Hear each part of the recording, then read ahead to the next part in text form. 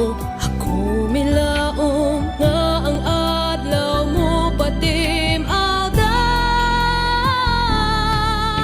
Pamalandong sa pulong sa Dios, tuburan sa pagtuong bugos, tigpalig-on sa kalag sa kinabuhi, tuburan sa tanang paglaom ug paghigugma. Ang naghatag og kahulugan sa akong kinabuhi. Kidalit kaninyo ning estasyon DXGN uban sa mga madre sa Daughters of St. Paul. Kining tulumanon, Bidlisyo sa Kabuntagon. Nganong ani ako ning kalibutan.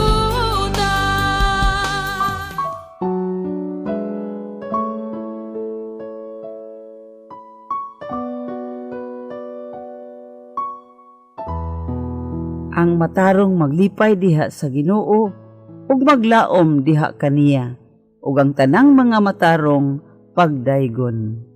Mga kaigsuunan, maayong buntag kanatong tanan. Ani anaw sab kita ni atong tulumanon Bidlisyo sa Kabuntagon. Ug karon piyesta ni San Padre Pio di Pietrelcina.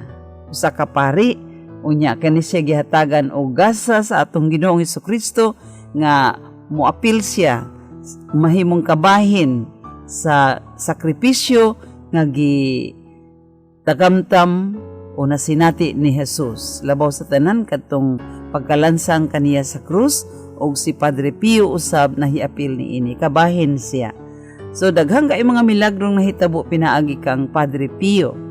Og iampo nato ang mga nag-text kanato nga unta pinaagi sa pangama ni Padre Pio, mahatagan kita sa maayong panglawas, labaw sa tanan maayo og healthy nga kalagnon nga kinabuhi o espirituhanong kinabuhi. Kini ang inyong higala sa kahanginan si Sister Rica, sa mga madre sa Daughters of St. Paul, kauban si Arvin Borla, kauban usab si Rose Caballero, ug ang atong technical engineer ni atong istasyon, DXGN. Ug usbon ko ang atong bisita karon nga si Father Jason Kabakaba, usa ka Cabanis priest. Daghang salamat Father sa imong pagpamalandong. Mag-ampo kita. O Dios, ikaw lamang ang santos ug gawas kanimo walay maayo. Sa pangama ni San Padre Pio di Pietrelcina, himoa kami nga angayan sa imong himaya. Kini among gipangayo pinagi sa among Ginoong Hesukristo imong anak, nga buhi ug hari uban kanimo ug sa Espiritu Santo, Dios nga usa hangtod sa kahangturan. Amen.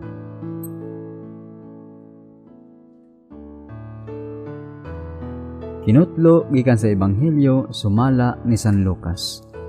Kapitulo 9, tudling 18 ngadto sa 22.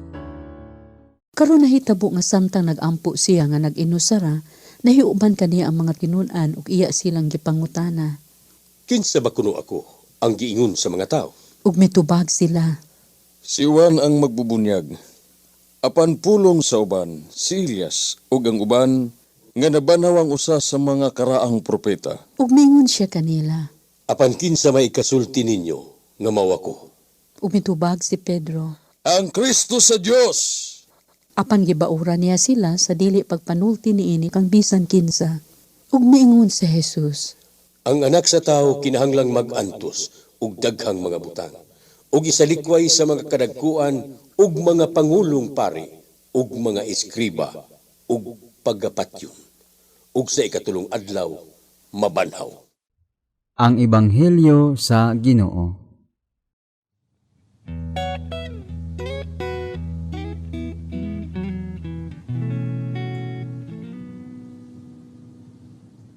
Here's my life, a living sacrifice. May all I do bring praises unto you. In light of your unending mercy, in light of your unfailing love, is my life a living sacrifice for you.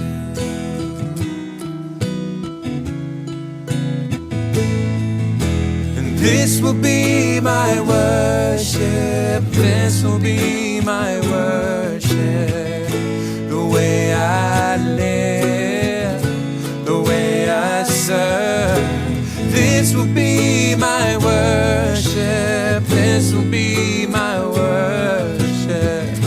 The way I live for you.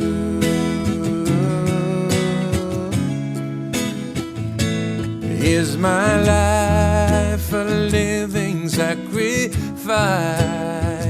May all I do be praises unto you. In light of your unending mercy, in light of your unfailing love, is my life a living sacrifice for you.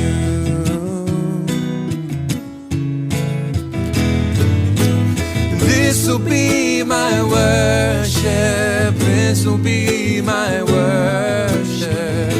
The way I live, the way I serve.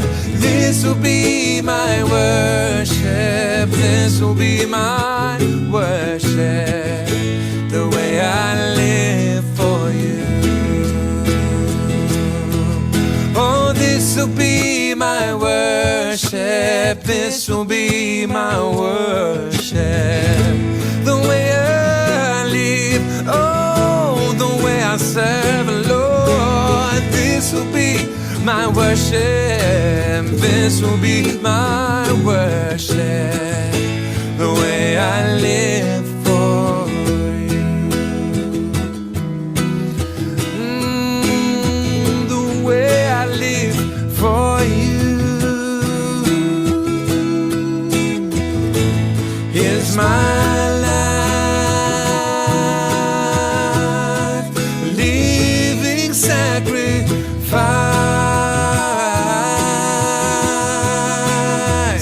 May all I do bring praises unto you.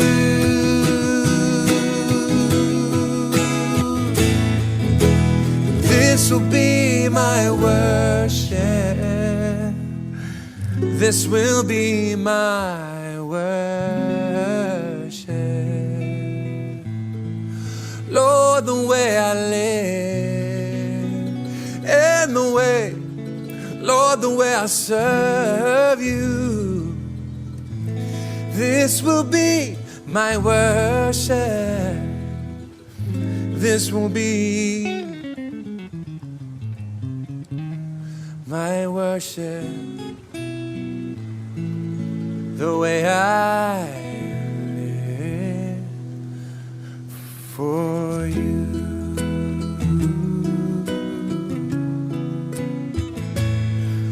For you.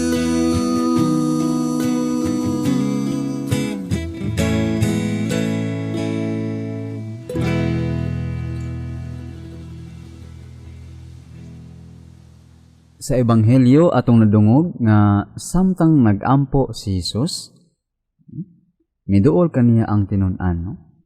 Samtang nag-ampo si Jesus. Ang Ebanghelyo ni San Lucas, itawag kini Ebanghelyo sa pag-ampo. Tungod kay niining maong Ebanghelyo, naitala ang 11 ka beses nga si Jesus nag-ampo. Nag-ampo before niya gipikas-pikas ang pan, nag-ampo before siya mipili sa iyang mga tinun-an, og nindot kayo nga pagsaysay sa iyang pag-ampo mao kadtong before siya nagsakit, nag-ampo siya sa bukid sa Tabor.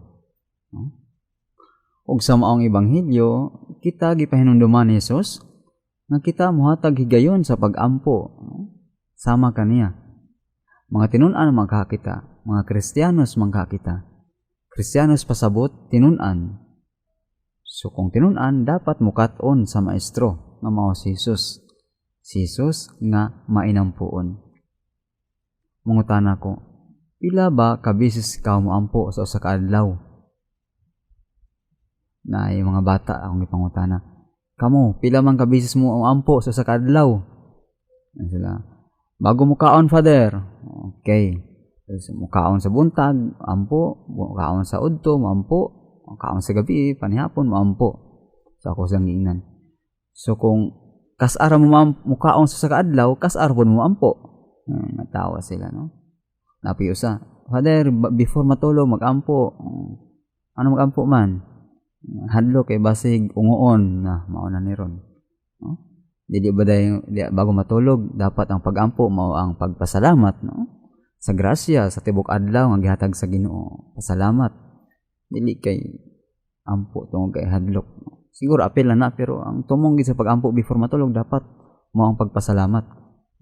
Pasalamat sa Ginoo. Father, pagmata, okay, pagmata na po, okay, ampo. So kung di nakamata, di nakaampo.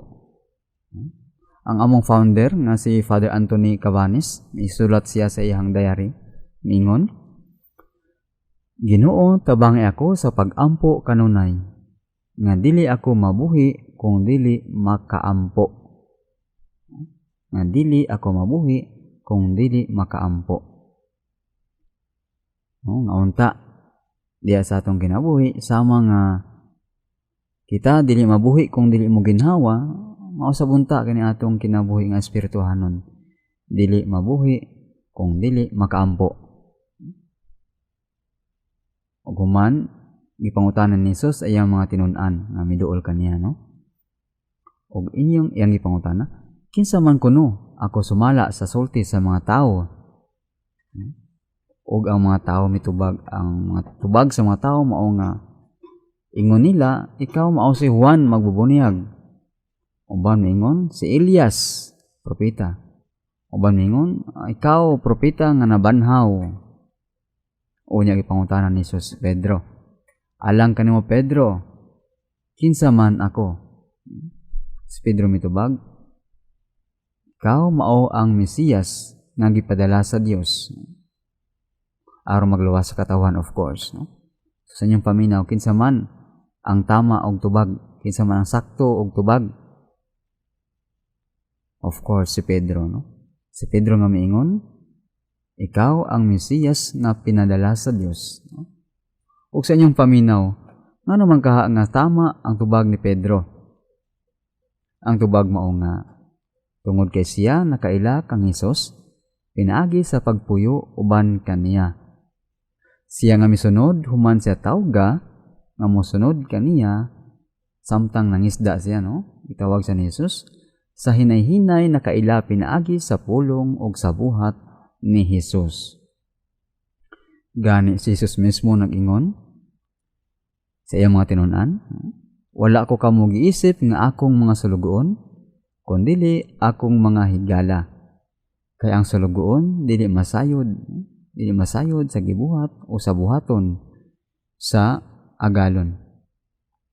O wala masayod o dili masayod sa kabubuton sa agalon. So the best way to know Jesus is to stay with Him, no?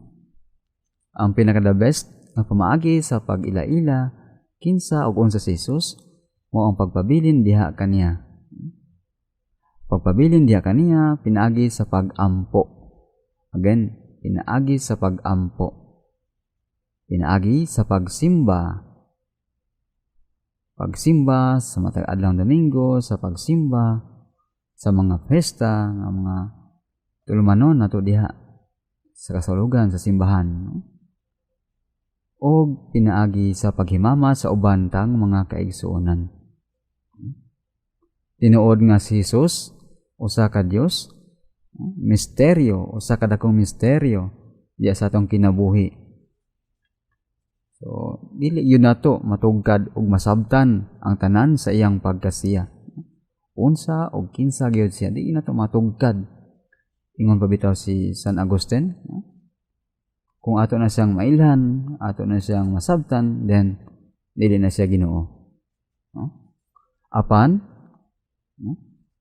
Diya sa atong kinabuhi, dili nato kini himuong rason aron nga dili na kita mo padayon sa pag-ila-ila kaniya. Dili na ito moingon nga, misteryo magit ang Ginoo. So, di na lang ko maningkamot sa pagyatuon, di na lang kumampo, di na lang kumabasa sa Biblia, di na lang kumabasa sa mga spiritual books, nga nagsulti, bahin kaniya, nga nagsaysay, bahin kaniya. Kaya misteryo man siya, imposible man kayo, no? Dili na to kinihimuong rason, mga ikaigsunan ko diha ni Kristo, no? Maningkamot kita sa pag-ila-ila kaniya, no? Pinaagi sa pag-ampo, pagbasa sa Biblia, ingon mabitaw si San Gerolamo, Saint Jerome, na ingon nga, ang ignorante sa Biblia, ignorante kang Kristo. So kung ignorante kita sa Biblia, wa ta nasayod sa Biblia, unsa ang nasulat sa Biblia, dili usab kita masayod, makaila kang Kristo. O nga atong pangayoon, ang gasa sa Espiritu Santo, ang lamdag sa Espiritu Santo, aron nga di sa itong pag-ampo, di sa itong pagpaningkamot, nga atong mailhan, o unsa o kinsa si Jesus, ato gayod siyang masinati, ato gayod siyang ma-feel diya sa atong kinabuhi. So, naay mga pangutanan nako, atong isip atong pamalandong. Gusto mo bang sination ang presensya ni Jesus diha sa imong kinabuhi? Gusto ba nimo ma-feel sama sa mga ubang mga tao nga moingon nga ang Dios buhi gayud, no? Ang Dios feel gyud nako diha sa akong kasing-kasing nga naa gyud ang Dios, buhi gyud ang Dios, no? Gusto ba nimo siyang mabati? No? Si Jesus miingon diha sa Ebanghelyo, pangita og ikaw makakaplag. Asbong ko? Pangita og ikaw makakaplag. Busa ayaw paghunong sa pagpangita kaniya. Pangitaas siya. Diha sa iyong pag-ampo, diha sa pagbasa sa Biblia, pagtuon, bahin kaniya. Diha sa atong kaigsuonan, nga buhing hulagway sa Dios, buhing hulagway sa Ginoo. Dili kita muhunong sa pagpangita kaniya, kay siya mismo miingon, pangita og ikaw makakaplag. Mag-ampo kita. Mag-ampo kita sa Dios Amahan, na nagpadayag sa iyang kaugalingon kanato, pinaagi sa iyang bugtong anak, sa matag pangamuyo kita muingon. Tudloi kami, Ginoo. Nga uban sa pangama ni San Padre Pio, ang simbahan mahimong matinud-anon sa iyang misyon sa pagpaila sa matuod nga Dios ngadto sa tanang kanasuran. Mag-ampo kita sa Ginoo. Tudloi kami, Ginoo. Nga ang mga pangulo sa kanasuran muhatag unta sa kagawasan sa relihiyon ug morespeto sa tawhanong katungod sa pagsubay sa ilang pagtuo. Mag-ampo kita sa Ginoo. Tudloi kami, Ginoo. Ngang atong pag-ila kang Kristo, mapalawuman unta diha sa personal nga pag-ampo ug kasinatian sa pagtuo. Mag-ampo kita sa Ginoo. Tudloi kami, Ginoo. Nga ang mga matuohong nangamatay, makakita na sa panagway sa Dios nga ilang gipangandoy. Mag-ampo kita sa Ginoo. Tudloi kami, Ginoo. Langit nung Amahan, lamdagi ang among kasing-kasing og salabutan, aron sama ni Pedro, among maila sa tinuoray si Kristo nga among Ginoo. Amen. Mga kaigsuunan, daghang salamat sa inyong pagpaminaw nining atong tulumanon bidlisyo sa kabuntagon. Og hinaot nga kadtong naminaw og nag-text ka nato, makuha ko pa ang text sa sunod nga simana tungod kay tuwa didto sa station ang atong text, atong cellphone og ipadala nila kanato dinhi. Sa kanunay, giampo na mo kamo, labaw sa tanan sa mga wadis sa Daughters of St. Paul, Kada adlaw sa Santos nga misa nahay apil kamo didto. O kini ang inyong higala si Sister Rica sa mga Madre sa Daughters of St. Paul, kauban usab si Arvin Borla, usab si Rose Caballero, usab si Father Jason, usab ang atong technical engineer ni atong stasyon DXGN. Kaninyong tanan moingon kami malipayong adlaw sa adlaw usab sa kapistahan ni San Padre Pio di Pietrelcina. So mahimo usab nga magdiboto kita niini nga santo mga kaigsuonan. Bye-bye.